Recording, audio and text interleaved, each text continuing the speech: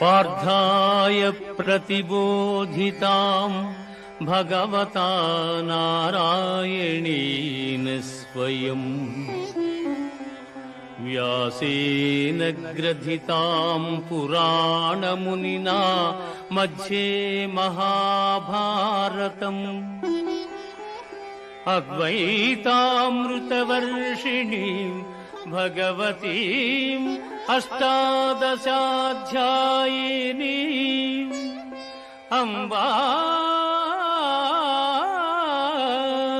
త్వామనుసందధామి భగవద్గీతే భవద్వేషిణీం భగవద్గీతే భవద్వేషిణీం.